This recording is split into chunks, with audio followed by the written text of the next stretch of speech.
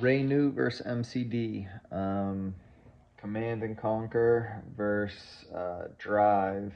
Um, these were two very, very different tracks. Two very dope tracks, but two very different tracks. And these are always hard because, like, when you're comparing apples to oranges, it's like, you know, how do you pit one against the other when MCD was more cinematic? Like, you could, I don't know.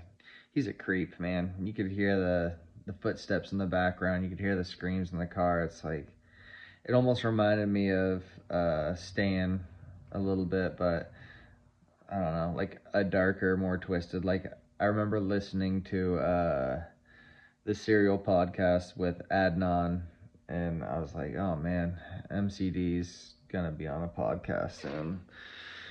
Jeez Louise. And then you got Ray New, who has this like Kendrick Lamar type vibe, and it's always hard when you do some sort of thematic song, or like, you know, something that's building through a chronology of multiple songs, or like an album cut that's really just to keep piecing the story along, to then also have it try to stand out as the single.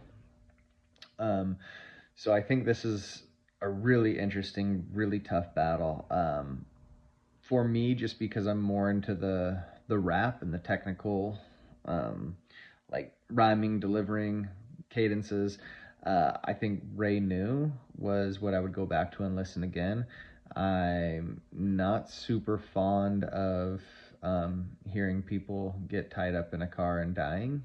Even though I do listen to a lot of murder casts, but for some reason, well, it's a good song. I just prefer Ray New and his approach to this. I thought it was really creative. I like the explanation he put in the middle, or like not in the middle, but before the song that he typed out. I'm not always a huge fan of people trying to sell their vision of the song. I'd rather have the music do it for me. But in this case, it did help me understand why he chose some of the things he did sonically. And I thought it worked really well. So both people had a good track. I just think Ray New edged out MCD just barely in this one.